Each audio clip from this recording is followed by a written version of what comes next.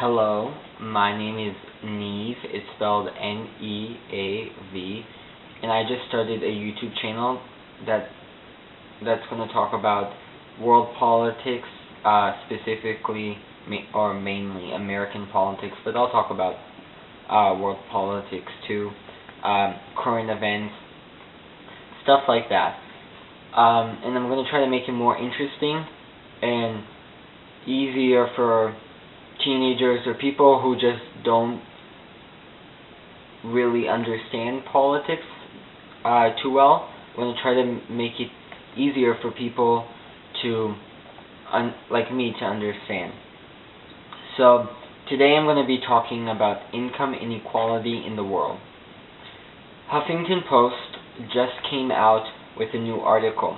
In the article, they measured the income inequality of 18 democratic countries, and they produced two graphs.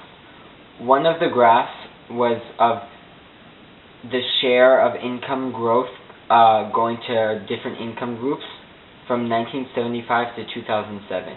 The different income groups were the top 1%, the top 10%, and the bottom 90% in every country.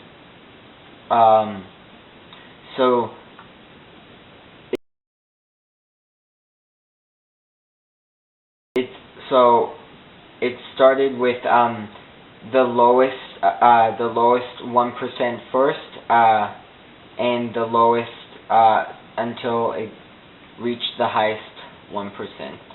So it started with Denmark, then Portugal, Sweden, Spain, France, followed by Italy, Norway, New Zealand, then Australia, the United Kingdom, Canada, and lastly, the United States. We had a 45% growth in our top 1%, a 40% growth in our top 10%, and a 15% growth in our bottom 90%. So this is out of all of our growth. 45% was the 1%, 40% was the top 10%, and the bottom 90% only attributed to 15% of that growth. In comparison, our neighbor above us, in this study in literally Canada, had a 35% growth of their bottom 90%. So they had 35 while we only had 15. Denmark, which had the highest, had for the bottom 90% and the smallest for the top 1%, had 90% of their growth attributed or captured by the bottom 90%, which makes sense, doesn't it? 90% of their growth goes to the bottom 90%. The other graph they did was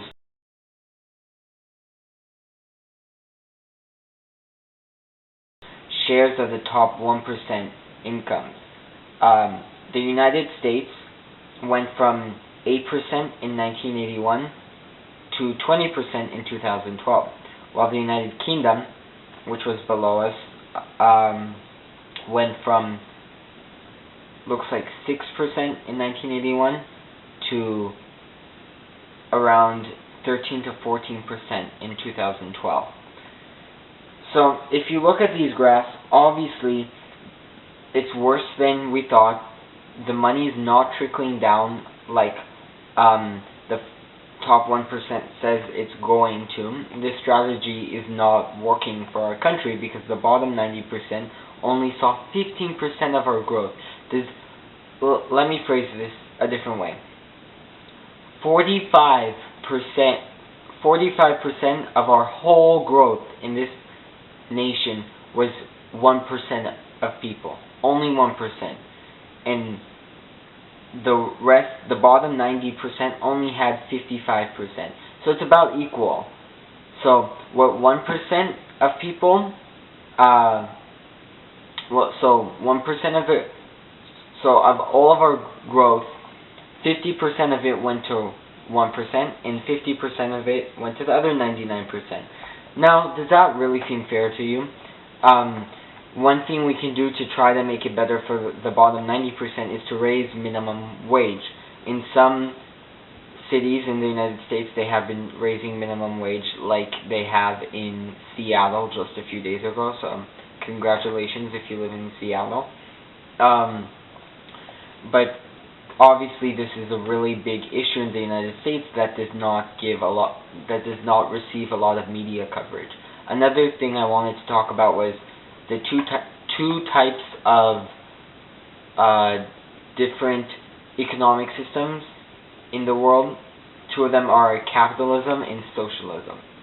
So in an ideal socialism, everybody has the same amount of money. Now there's a bunch of problems with that, like people wouldn't want to work if they know they're going to get the same amount of money as somebody who doesn't work. But in modern day successful socialisms, socialistic governments like Denmark, it seems like it is successful because the bottom 90%, they aren't that poor. In the top 1%, but there still is a 1%. There still is something to work for. It's just, I believe that nobody on the streets should be homeless because of economic times like they are today in America and many other countries. I think people on the streets should be homeless because of their decisions, and I think that's what most people think, but honestly that's not true. There are so many people on the streets because of just tough economic times, and there are people, dancing in their yachts with their wine, having a good time, and I think, maybe you could give up your wine on that, and keep your yacht, but that money can go towards, helping the bottom 90%. In a capitalistic government, everybody has an equal chance to gain and lose money, and it's like a free market. But people don't have equal chances in our country because the system is rigged, giving the top 1% tax breaks so they can get more and more of that growth, as we've seen in the last 20 years. And that's honestly, that's not fair to the bottom 99%. And they buy politicians and lobbyists, and it's just, honestly, I think income inequality is a much larger and important issue than the media, than the coverage that the media gives it. Okay, so that's all for today.